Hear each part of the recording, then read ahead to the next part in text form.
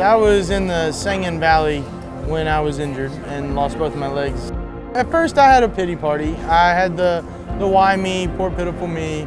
But then I realized that I made it home for a reason. I got hurt April 18th of 2011. The first few years, they definitely went by really slow. Trying to get out of the shell, it took a long time after getting hurt.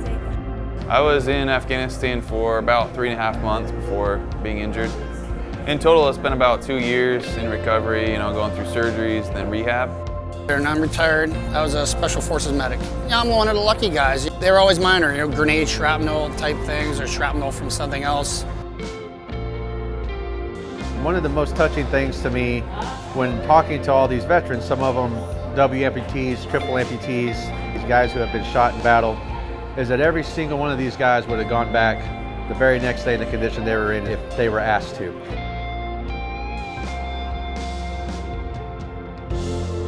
Our main goal is to make the general public aware of the sacrifices. A segment when you hear about someone losing their life, fighting for our country. Before I met these guys, it was just a blip on the screen. We didn't even think about it. But once you meet these guys, you get it. The United States military has taken from the French Foreign Legion one of their founding principles, which is no man left behind.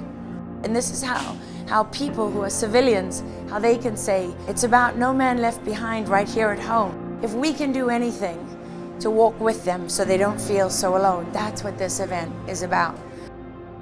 It's kind of like a high school reunion, but way better. I've actually bumped into 4 or 5 guys here that I've actually been deployed with. I showed up here and one of the pilots that here is a guy who flew me in combat on multiple rotations. The last time I was in a helicopter was when I was still in the military.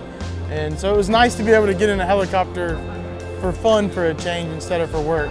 Getting into the helicopter and sitting there at the door strapped in with a gun, and it brought back a lot of memories, kind of made me go, wow, dang, I kind of miss this. Well, I've had some pretty amazing flying experiences in my life, but I tell you, I've never hung out of an aircraft and shot at a moving target with a .223 rifle. It was really fun. I've never been on a Huey and definitely never been up on a Huey shooting hogs out of the sky. So I mean, just being out here shooting guns with a bunch of other vets and stuff, and even the civilians, we're having a great time together. Done a phenomenal job in getting great people behind it and awesome supporters, people that are able to make this sort of thing happen. Smile hasn't gone away since it started. Everybody should get the opportunity to come do something like this. Some people give of their time to make this event happen. Some people give their money, some people give their mentorship and wisdom, and all of those things matter. So the more people I can introduce to these guys, and realizing that whenever you hear that newscast, that these are people that are human beings, they're good people, and they would go back and do it again tomorrow. That's what it's about, and that's why I started it.